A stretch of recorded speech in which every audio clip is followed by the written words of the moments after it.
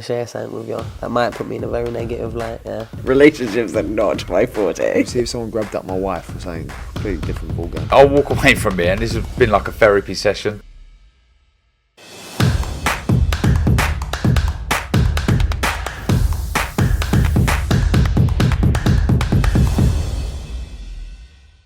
This is Colin McGuigan for AFL TV, proudly sponsored by Everlast. I'm joined here today in Cleveland, Ohio with Stevie Sport. Stevie, how's things? How are you feeling?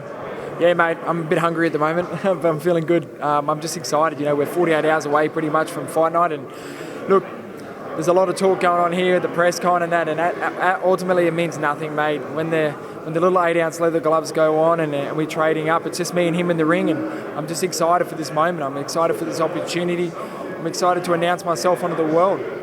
This is a massive fight for you, probably the biggest of your career to date. Announces yourself onto the world stage. What can you bring different that Montana Love has never faced before? Yeah, for sure. This is the biggest fight of my career, but I asked Eddie for this kind of opportunity because I believe I'm ready. And at my weight at 140 pounds, I believe I can mix it with anyone in the world. And, you know, in these high-level fights, it only takes one little mistake to change the fight, to change the course of it. So, you know, and I've got big hands, I've got strong hands, and I can change the fight with them at any point. Look, he's a hell of a fighter. He's world rated number 6 in the world, and they're talking about him fighting for a world title next. So that's why I wanted this fight. This is my way to jump the queue. This is my way to get a world title next, is by going out there and beating Montana Love. And not just beating him, but I need to make a statement. I'm under no illusions how good of a fighter he is. I'm in his backyard. You know, there's a lot stacked against me, but I kind of like that. You know, I thrive off that. I said after this fight, I want to fight in the UK. I want to fight Abu Dhabi. I want to fight everywhere possible. I love it when it's stacked against me. I love it when I'm the underdog. I love proving a point to people. And look, everyone's got holes in their games.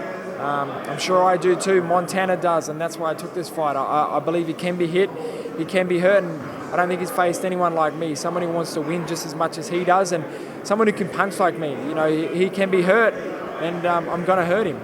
You said something about his dog previously. What was that you said? I just think, you know, the carrying around the dog, I thought, you know, it would fuck with him. I said, someone kidnaps his dog tonight or tomorrow, and imagine the stress that it put that bloke through. It would fuck with him, so nah, I better not. Obviously, going forward, there's massive fights, and Australian boxing's booming at the moment. Ebony Bridges, Sky Nicholson, Liam Parrow. Do you want to be in amongst that? Do you want to announce yourself, not just to the Australian audience as a big name outside of Australia, but the world audience? Yeah, definitely. And as I've said, that's why I wanted this fight. I want to be a household name in Australia. I'm already a big name there, but I want to be a household name in Australia. I want to be able to sell out my own arenas, sell out my own stadiums back home, and bring world titles back there.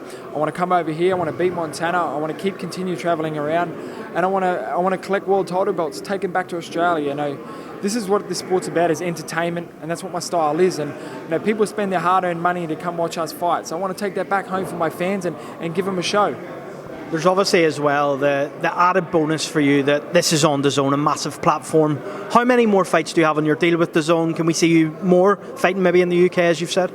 Yeah, definitely. I mean, a lot will depend on this fight, obviously, and how I perform.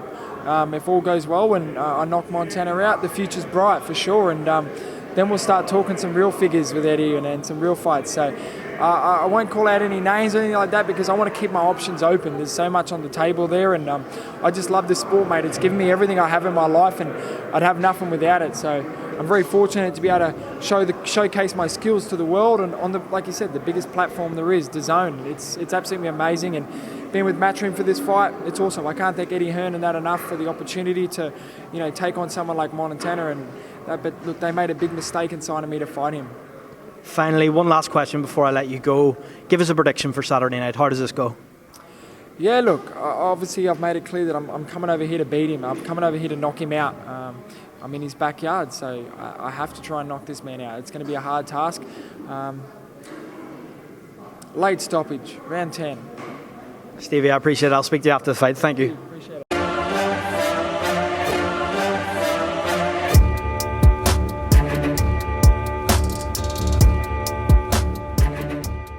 I'm going to share something with you that might put me in a very negative light, yeah. Relationships are not my forte. See if someone grabbed up my wife or something, completely different ballgame. I'll walk away from it, and this has been like a therapy session.